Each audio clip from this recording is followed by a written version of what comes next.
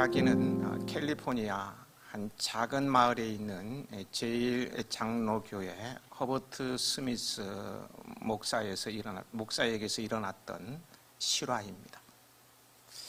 크리스마스 이브 저녁 스미스 목사는 크리스마스 트리를 만들고 부인은 부엌에서 음식을 준비하고 있는 중인데 2층 아들 방에서 콩 하는 소리와 함께 아들의 비명 소리가 들렸어요. 부부가 뛰어 올라가 보니 아이가 마룻바닥 위에 뒹굴면서 숨을 쉬지 못하고 신음하고 있는 게 아닙니까? 너무나 급작스러운 일이었습니다. 아이는 계속 발작 증세를 보이며 숨이 막혀갔습니다. 주치의에게 연락하였으나 의사는 외출 중이었습니다. 크리스마스 이브라 다른 의사들도 모두 외출 중입니다. 아이는 방금이라도 숨이 끊어질 듯 괴로운 심호흡을 토합니다. 스미스 목사는 마지막으로 멀리 헐리우드에 있는 친구 의사에게 전화하였습니다. 친구 의사는 아이의 상태를 묻고는 말합니다. 그건 후두 종기의 팽창 증세로 당장 팽창하고 있는 후두 종기를 절단해야 하네. 무슨 수를 쓰더라도 의사를 찾게. 아무튼 나라도 달려가겠네. 늦지 않게 도착하기를 빌 뿐이네. 스미스 목사는 또 다른 의사를 찾노라 전화통을 붙들고 소리쳤습니다. 그러나 어디에도 의사는 없었어요. 절망적으로 전화통을 내려놓은 스미스 목사는 문득 생각합니다. 그동안 나는 자식을 잃은 부모들을 찾아가 그들을 위로하고 하나님의 뜻을 깨달으라고 말한 적이 얼마나 많았던가. 그런데 그 일이 오늘 나에게 당하였는데 나는 지금 어떻게 하고 있는가? 스미스 목사는 너는 하나님 앞에 잠잠하고 내가 하나님인 줄 알라라는 성경 말씀이 떠올랐어요. 그리고 그 자리에 무릎을 꿇고 기도하였습니다. 하나님, 내 아들의 생명을 구하여 주시옵소서. 그러나 내 뜻대로 마시옵고 아버지 뜻대로 하시옵소서. 하나님 아버지, 만약 내 아들이 죽는다고 하더라도 당신께서 이 아이를 제게 주셔서 이 아들과 더불어 10년 동안 즐거운 삶을 누리게 하셨음을 감사드립니다. 라는 기도를 올렸습니다. 바로 그때 전화벨이 울렸어요. 헐리우드 의사 친구였습니다. 스미스 목사인가? 날새. 수십 번 전화했는데 지금이야 통화가 되는구먼. 여보게, 내 아는 독일 의사가 마침 자네 마을 근처 호텔에 묵고 있다는 소식을 들으네. 빨리 찾아가게. 스미스 목사는 단숨에 그 호텔로 달려가 그 독일 의사를 만났습니다. 의사는 수술 준비를 하고 스미스 목사의 집으로 달려와 거의 죽음 일보 직전에 있는 아이를 수술하여 살려냅니다. 만약에 이 스미스 목사가 전화기를 내려놓고 조용히 하나님을 찾지 않았다면 아들의 생명을 잃고 말았을 것입니다. 오늘 본문은 너희가 돌이켜 조용히 있어야 구원을 얻을 것이요 잠잠하고 신뢰하여야 힘을 얻을 것이라고 말씀하고 있습니다. 들려오는 세상의 소리가 시끄럽고 시국이 불안하고요, 교회가 욕먹고 내게 닥치는 문제들이 내 마음을 요동치게 할지라도요, 조급해하거나 불안해하지 아니하고 조용히 있고 잠잠히 하나님을 신뢰함으로 힘을 얻는 여러분들이 되시길 축복하면서 본문으로 들어가 보겠습니다. 본문은 주전 8세기 남왕국 유다 동북방에서 일어난 아수르가 근동 일대를 침략하던 때의 일입니다. 여러 군소 국가들을 정복한 아수르 왕 산헤립은 BC 701년 유다를 전격 침략하여 온 나라를 황폐화시키고는 수도 예루살렘마저도 완전히 포위하게 됩니다. 아수르 왕 산헤립이 유다를 전격적으로 침략한 표면적 이유는요, 유다가 아수르를 배반한 주변 국가와 동맹하여 반아수르 정책을 펼쳐 나갔기 때문입니다. 그러나 그 이면에는요, 유다의 불신앙과 패역함, 마땅히 하여야 할 도리에 어긋나고 순리를 거스리는 것을 가리켜서 패역함이라고 그러죠.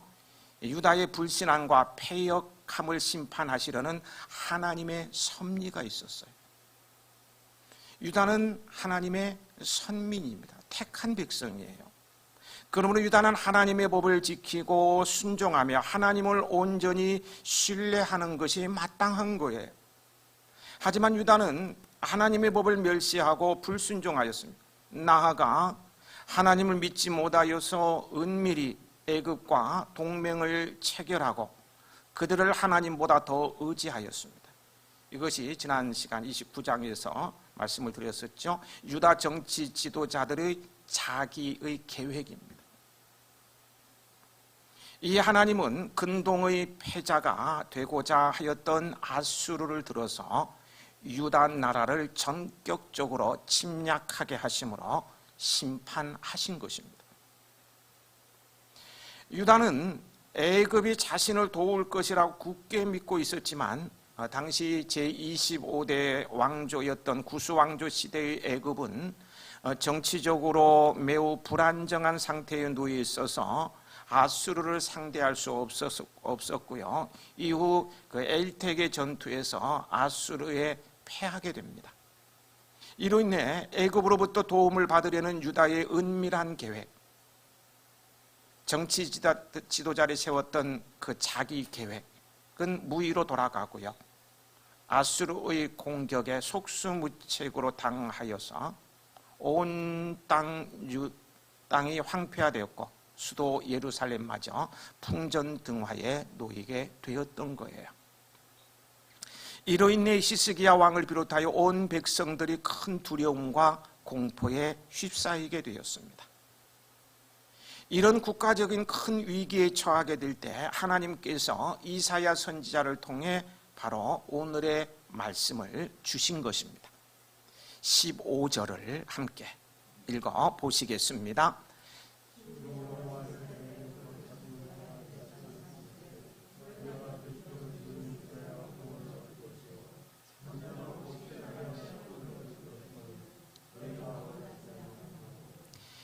이 말씀은 우리 성도들이 어느 시대를 살든 어떤 상황 가운데 있든 꼭 기억하고 붙잡아야 할 말씀입니다.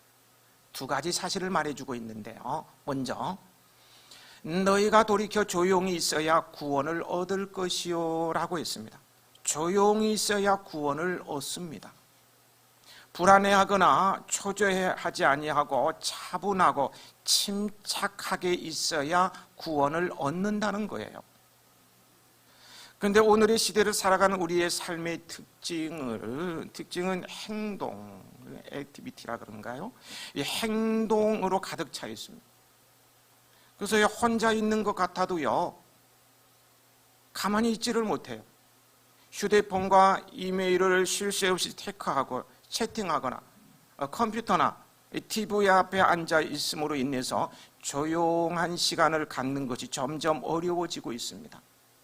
조용히 있으면 괜히 불안해가지고 TV라도 켜놓아야 되고요. 핸드폰이라도 만지작거려야 된다는 거예요. 하지만 조용히 있어야 생각도 깊이 할 수 있고 바른 생각을 도출해낼 수 있는 거예요. 조용한 마음을 가져야 헝클어진 실을 바로 풀 수가 있습니다. 조용한 마음에 위로부터 내리는 영감이 있어요. 조용한 믿음 위에 성령의 지혜와 총명이 역사하는 거예요. 몰아치는 폭우가 아니라 잔잔히 내리는 비가 곡식과 만물을 소생케 함같이 고요히 비치는 햇살이 만물에 생명을 주어 자라게 하듯이 조용하고 주님을 신뢰하는 마음을 가져야 구원의 자리에 이르게 되는 거예요. 특별히 어려운 일, 위기를 당할 때 조용히 신뢰하는 마음은요, 매우 필요합니다. 예를 들면은 누구나 병에 걸릴 수 있어요. 같은 병에 걸릴지라도 한 사람은 근심하고 걱정하며 공포심에 쌓여서 안절부절을 합니다. 이런 사람은요, 아무리 좋은 약을 써도 빨리 치료되지 않아요. 그러나 다른 한 사람은 같은 병에 걸려서도 침착하고 조용히 하나님을 신뢰합니다. 이런 사람이 빨리 회복되는 것은 당연한 것이죠. 환난이나 실패나 어떤 시련이든 다 마찬가지입니다.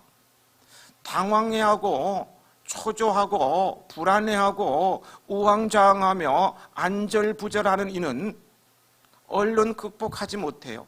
그 조급함으로 생각지도 못했던 큰 실수, 낭패를 당할 수도 있고요. 그런 때일수록 조용히 하나님을 신뢰하는 이가 실패에서 성공을, 위기에서 평정을 되찾을 수 있습니다. 그런데 조용히 있는 것도요, 우리 힘으로 할 수 있는 것이 아니고 하나님이 주시는 은혜로 가능합니다. 어떻게 조용히 있을 힘을 얻을 수 있을까요? 첫째, 기도하고, 둘째, 신뢰하고, 셋째, 돌이킬 때 조용히 있을 힘이 생깁니다. 여러분은 간절히 주님의 도우심을 기도하며 신뢰하고 돌이킴으로 조용히 있는 용기가 있으시기 바랍니다. 본문에서요, 조용히 있는 것은 하나님을 의지함으로 우왕좌왕 요동하지 않는 상태를 나타낸 것입니다. 그리고 돌이키다는 것은 위기의 상황에서 세상 권력을 의지하던 자들이 구원의 하나님께로 돌아오는 것, 하나님의 말씀을 무시하고 멸시하던 자들이 하나님을 경외하는 것, 마음이 연약하여 세상의 소리에 귀를 기울이며 요동하던 자들이 하나님만 바라는 것, 마음이 완악하던 자들이 겸손하게 회개하여 하나님의 뜻을 따르는 것을 가리킵니다. 이것이 돌이키는 것이라는 거예요. 이러한 돌이킴은 어떻게 시작될까요? 자기 자신에게는 아무런 소망도 없다는 사실을 절실하게 깨닫고 자신의 죄악에 대해 애통하며 겸손히 하나님 앞에 무릎을 꿇는 데서 돌이킴은 시작되는 거예요. 한편 조용히 있어야의 원문적 의미는요, 원래 있던 자리에 움직이지 아니하고 가만히 두는 것을 의미합니다. 본문에서는 위기를 극복하기 위해 주변 국가를 정신없이 왕래하지 않고 마음을 굳건히 하는 가운데 중심을 잡고 여호와 하나님을 신뢰함으로 갖는 마음의 평정을 의미합니다. 여기서 조용히라는 단어가 주는 교훈은 구원의 비결이 하나님을 배제한 가운데, 하나님을 제외시켜버린 가운데 자기 주도적으로 무엇인가를 열심히 하는 데 있지 않고 자신의 무력함을 인정하고 여호와 하나님을 온전히 의뢰하는 데 있다는 사실을 교훈해 주고 있습니다. 조용히가 주는 교훈이에요. 앞에는 홍해가 가로놓여 있고요, 뒤에는 애국 군대의 추격이라는 사면 초가에 처한 이스라엘에게 모세가 요구했던 것도 바로 이러한 조용함이었습니다. 이 여리고성을 무너뜨리기 전에 성을 하루에 한 바퀴씩 7바퀴를 돌 때에 그들에게 요구되었던 태도도 침묵이었어요. 아람 북이스라엘 연합군의 공격으로 함락 위기에 처했던 상황에서 선지자 이사야가 아하스 왕에게 요구했던 태도도 하나님에 대한 전적인 신뢰의 자세인 조용이었습니다. 지금 아수르의 위기 앞에서도 동일한 요구를 하고 있습니다. 너희가 돌이켜 조용히 있어야 구원을 얻을 것이요. 우리 성도들이요, 어느 시대를 살든 어떤 상황의 가운데 있든 꼭 기억하고 붙잡아야 할 첫 번째 교훈은 조용히 있어야 한다는 것이었고요. 두 번째는요, 잠잠하고 신뢰하여야 힘을 얻는다는 거예요. 잠잠히 하나님을 신뢰하여야 힘을 얻어서 모든 것을 극복할 수 있다, 그런 말씀이 되겠죠. 그런데 우리 인간의 심성은 어떻습니까? 뭐 누구나 할 것 없이요, 너나 할 것 없이 모든 인간의 심성은 위기의 상황을 미리 예측하면서, 아직 다가오지도 않았는데 위기의 상황을 미리 예측하면서 뭐 10년 후에는 자원이 다 고갈되어서 저절로 지구에 종말이 온다는지, 아니면 가정에 뭐가 잘 안 되니까 몇 년 후에는 집이 부도로 넘어가 버릴 것이라니, 뭐 이런 쓸데없는 생각을 미리미리 하면서요, 아직도 닥치지도 않은 사실이 마치 현재 일어나고 있거나 하는 것처럼 떠들어대면서 웅성대는 것이 사람의 심리입니다. 그러면서 문제를 더 키웁니다. 없는 문제를 만들어가요. 그러다가 실제로 위기 상황에 부딪히면 당황하여 염려, 근심, 초조해하면서 두려워하며 공포에 휩싸이게 됩니다. 그리고는 그 위기에서 탈출하기 위해서 이리저리 뛰어다니면서 그 불안하고 두려운 마음을 감추지 못합니다. 이것이 연약한 인간이 지닌 한계예요. 이는 나만의 모양이 아니라 모든 사람의 모습입니다. 정도의 차이일 뿐이에요. 겉으로 표현하지 않을 뿐이지 모든 사람에게는 이러한 마음들이 있다는 거예요. 이게 사람의 심정이라는 거예요. 그러한 인간의 심정을 하나님께서 모르실 리가 없지요. 전지하신 하나님이신데요, 우리의 마음 불안해하는 거 다 알아요. 아셔요. 불안하고 두려워하는 거 다 아신다니까요. 오히려 나보다 더 잘 아셔요. 꼼꼼히 아셔요. 그럼에도요, 하나님께서는 그와 정반대의 태도, 즉 잠잠한 가운데 하나님을 신뢰하라고 명령하시는 것은요, 오직 그 같은 태도만이 구원을 얻을 수 있는 유일한 방책이기 때문입니다. 다른 길이 없다는 거예요. 그러므로 여러분은 그럴수록요, 여러 가지 상황들이 위기 가운데 처하면 처할수록 조용하고 침착하고 안정하며 냉정하여 하나님을 전적으로 신뢰하시기 바랍니다. 새 힘을 얻습니다. 하나님의 지혜가 임해요. 조급증은 실수를 불러들일 뿐입니다. 여기에 우리의 믿음을 확인할 수가 있게 되는 거예요. 믿음이 없는 자는 극복하기 어려운 일이 생기면, 위기 상황이 부딪히면 우왕좌왕하고 염려와 절망 속에 빠져들지만, 믿음을 가진 이들은 그럼에도 불구하고 하나님께 소망을 두고 나아갑니다. 오늘 나는 어떻습니까? 기억하세요. 하나님의 구원은 항상 주님께 대한 온전한 신뢰를 보이며 잠잠한 자에게 주어집니다. 시편 37편 7절에 여호와 앞에 잠잠하고 참고 기다리라. 자기 길이 형통하며 악한 꾀를 이루는 자 때문에 불평하지 말지어다라고 했고요. 시편 42편 5절에 내 영혼아 내가 어찌하여 낙심하며 어찌하여 내 속에서 불안해하는가. 너는 하나님께 소망을 두라. 그가 나타나 도우심으로 말미암아 내가 여전히 찬송하리로라고 했습니다. 또 시편 62편 5절 6절입니다. 나의 영혼아 잠잠히 하나님만 바라라. 물은 나의 소망이 그로부터 나오는도다. 오직 그만이 나의 반석이시요 나의 구원이시요 나의 요새이시니 내가 흔들리지 아니하리로다 라고 했습니다. 이렇게 잠잠하고 신뢰하는 사람이 힘을 얻는데요, 그 힘은 내면의 힘입니다. 영적 파워요. 마음의 힘입니다.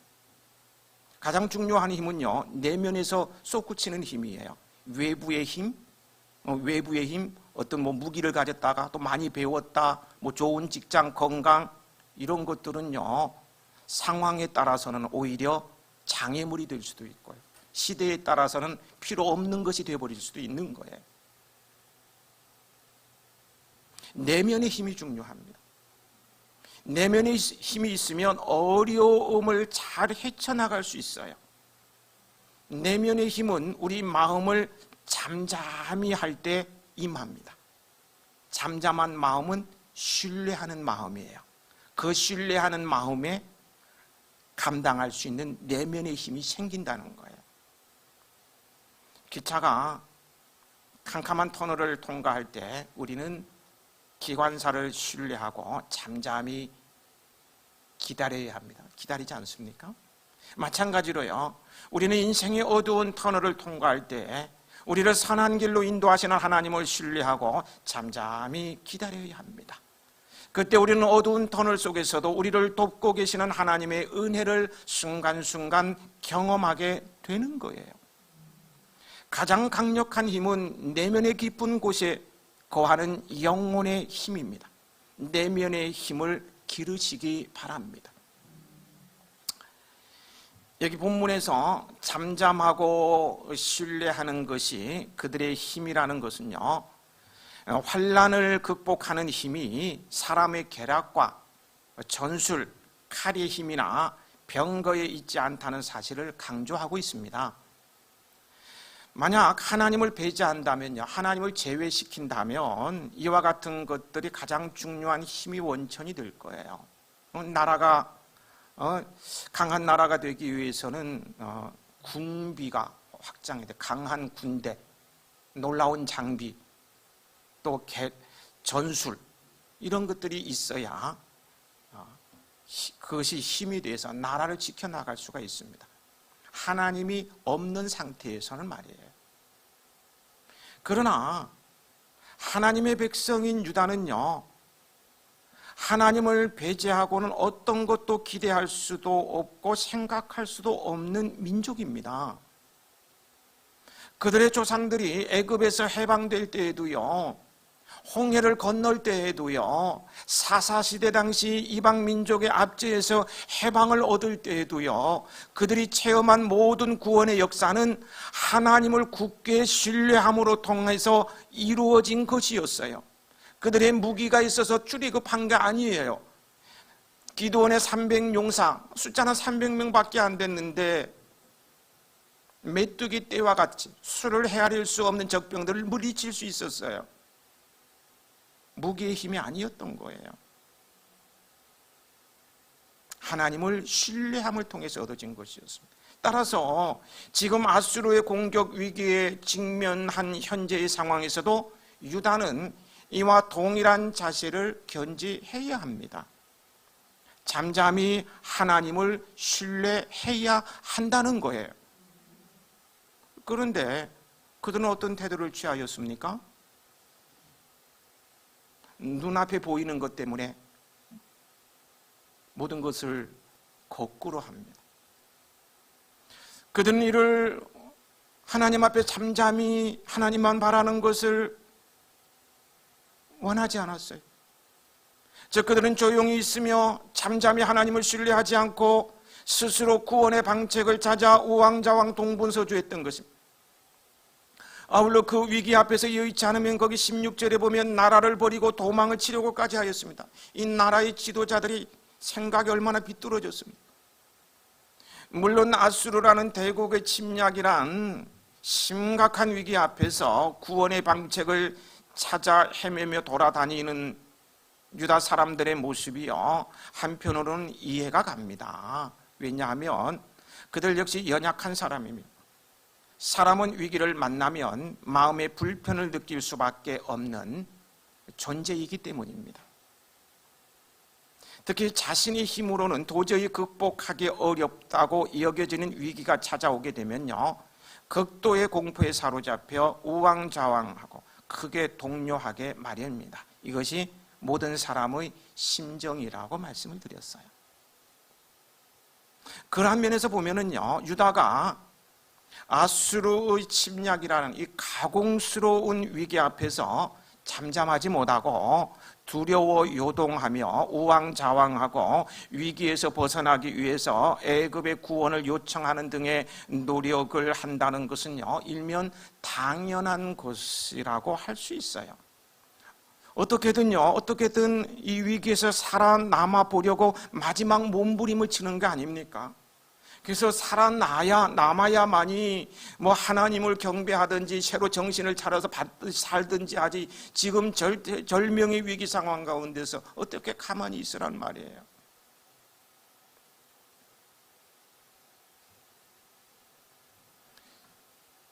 하나님도 이 사실을 아실 거예요. 그럼에도 불구하고요, 유다의 그러한 태도를 하나님은 아주 매몰차게도 적절하지 못한 것으로 책망하고 있습니다. 왜 적절하지 못한 것입니까? 자비하신 하나님께서, 또 사람의 심리를 너무나 잘 아시는 하나님께서 그들이 우왕좌왕하는 모습을 100번 이해해 주실 것 같은데, 그래서 한마디 위로라도 해 주실 것 같은데, 그래 내가 안다, 너희들이 그렇게 할 수밖에 없는 거 내가 충분히 이해해, 이렇게 위로의 말이라도 먼저 한마디 하고 난 다음에 책망을 하시든지, 그런데 그렇지 않고 직설적으로 너희들의 행하는 것이 잘못되었다고 매몰차게 야단치고 있어요. 왜 적절하지 못한 것일까요? 그것은요, 그들이 하나님의 백성이기 때문입니다. 하나님의 택한 선민이기 때문이에요. 하나님이 사랑하는 택자들이라서 그래요. 하나님은 자기 백성을 보호하십니다. 하나님은 자기 백성을 버리시는 일이 없어요. 택한 자녀를 구원하기 위해서 독생자 외아들까지 죽음의 자리에 내모신 분이 하나님이셔요. 하나님은 자기 백성을 보호하실 만한 충분한 능력을 가지고 계세요. 하나님은 전능자이십니다. 따라서 아무리 큰 위기라도 하나님께서 보호하시기만 하면 멸망이 아닌 구원의 자리에 설 수 있어요.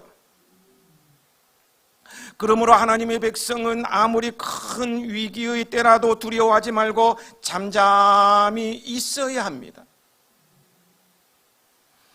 물론 잠잠히 있다는 것은 아무것도 하지 않는 것을 의미하는 것이 아닙니다. 잠잠히 있다는 것은 하나님에 대한 믿음의 표시이며, 하나님으로 말미암아 어느 누구도 그 무엇도 두려워하지 않는 태도를 의미합니다. 아울러 이는 자기 힘으로는 극복할 수 없는 위기를 자기 힘으로 극복하고자 무모하게 행동하지 않는 것을 의미해요. 오로지 하나님만을 신뢰하며 하나님의 도우심을 구하며 하나님의 도우심으로 구원을 얻을 것을 굳게 믿는 태도를 말합니다. 이것이 잠잠이라는 거예요. 그렇습니다. 우리는 내 힘으로는 극복할 수 없는 위기의 때에 두려워하지 아니하고 무모한 인간적인 노력을 포기하되 한편으로는 하나님의 도우심을 바라는 간구를 해야 합니다. 이것이 바로 여기서 말하는 잠잠함의 본질입니다. 우리가 이렇게 할 때요, 하나님은 조용히 있어야 구원을 얻을 것이요 잠잠하고 신뢰하여야 힘을 얻을 것이라고 말씀하신 것처럼 감당할 힘을 주시고 어떤 위기에서도 구원하여 주세요. 우리가 하나님을 의지함으로 누리는 평안이 결코 깨지지 않도록 평강하도록 지켜주십니다. 이사야 26장 3절 4절입니다. 주께서 심지가 견고한 자를 평강하도록 지키시리니 이는 그가 주를 신뢰함이니 너희는 여호와를 영원히 신뢰하라. 주 여호와는 영원한 반석이 심이로다.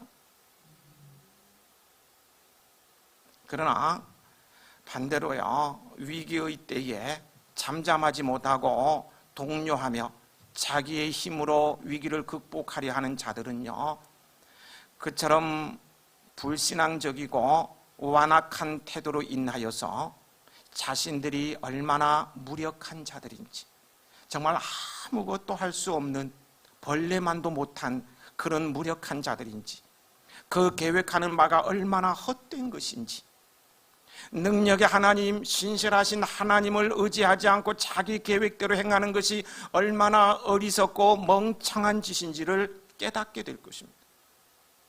하나님은 그냥 놔둬버리세요.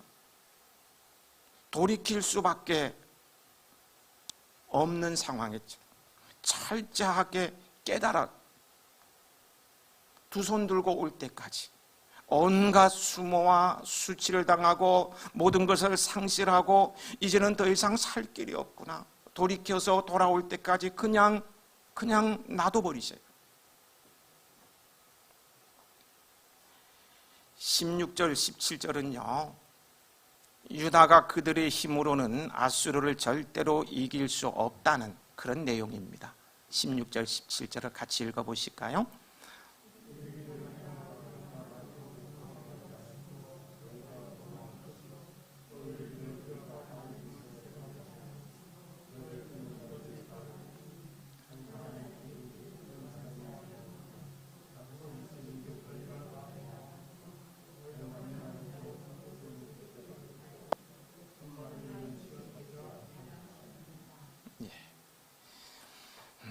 이사야의 예언대로요 아수르가 쳐들어와 온 유다 땅을 완전히 초토화시키고 이제 예루살렘으로 진격을 앞두고 마지막 통보를 합니다. 항복하지 않으면 죽이겠다는 위협입니다. 항복하지 않으면 예루살렘마저 완전히 불태워버리고 모든 사람을 죽이거나 끌고 가겠다는 위협. 도망갈 방도도 없습니다. 그들이 그렇게 믿었던 애국 군대도 도움을 주지 못합니다. 이 절체절명의 위기 속에서 유다의 왕이었던 히스기야가 돌이켜 잠잠히 하나님을 신뢰합니다. 그는 성전을 향하여 나아가 하나님께 무릎을 꿇습니다. 그러자 하나님의 천사가 아수르 군사 18만 5천 명을 하룻밤 사이에 모두 물리쳤어요. 돌이켜 잠잠히 하나님을 신뢰한 히스기야가 나라를 살렸던 거예요. 그런데요, 하나님은 처음부터 이러한 약속을 하셨었습니다. 왜냐하면 택한 백성이기 때문입니다. 하나님이 선택한 사랑하는 백성들이기 때문입니다. 그러나 유다는 그 약속을 외면하고 세상의 소리에 우왕좌왕하다가 어려움을 겪게 된 거예요. 겪지 않아도 될 그 엄청난 수모를 당해야만 했고요, 온 나라가 초토화되어야만 했던 거예요. 여러분은 잠잠히 주님을 신뢰하는 사람이 되십시오. 어떠한 상황 가운데 처한다 할지라도, 감당하기 힘든 일들이 여러분을 짓누른다 할지라도 조급해하지 말고 여기저기 쫓아다니지 마시고요, 잠잠히 주님을 신뢰하라는 거예요. 우리 인생의 모든 문제를 해결해 주신 예수님께서 말씀하셨어요. 세상에서는 너희가 환난을 당하나 담대하라, 내가 세상을 이기었노라. 돌이켜 조용히 있으면 잠잠히 주님을 신뢰하는 자에게 승리가 약속되어 있습니다. 이 약속을 붙잡는, 그래서 잠잠히 있는 여러분들이 되시기 바랍니다. 정리하겠습니다. 너희가 돌이켜 조용히 있어야 구원을 얻을 것이요 라고 했습니다. 잠잠하고 신뢰하여야 힘을 얻는다고 했어요. 세상이 우리를 비난하고 조롱하며 아무리 급한 상황이 몰아치고 굴욕을 당한다 할지라도 조용히 있고, 서두르면 실패합니다. 조용히 있고 잠잠히 하나님을 신뢰하는 성도를 주님께서는 돌봐주시고 생각 밖의 반전의 은혜를 내려주십니다. 역사가 증명해주고 있고요, 오늘 믿음의 사람들이 경험하고 있는 거예요. 모세는 애굽의 군대가 뒤를 따라오고 앞에는 홍해 바다가 막혀서 큰 위기를 만난 백성들을 향해서 외칩니다. 너희는 두려워하지 말고 가만히 있어서 여호와가 오늘 너희를 위하여 행하시는 구원을 보라. 너희는 두려워하지 말고 가만히 있어서 여호와께서 오늘 너희를 위하여서 행하시는 구원을 보라. 어려운 일을 당할 때에 떠들거나 미리 겁을 먹는 것은 하나님을 신뢰하는 마음이 빈약하다는 반증이에요. 들려오는 세상의 소리가 시끄럽고 시국이 불안하고 나와 우리 가정에 닥치는 문제들이 내 마음을 요동치게 할지라도 돌이켜 조용히 있고 잠잠히 하나님을 신뢰함으로 힘을 얻는 여러분들이 되시길 축복합니다. 다음 주에는 조용히 있으며 잠잠히 신뢰하는 자의 특징과 그에 따른 은복의 말씀을 받도록 하겠습니다.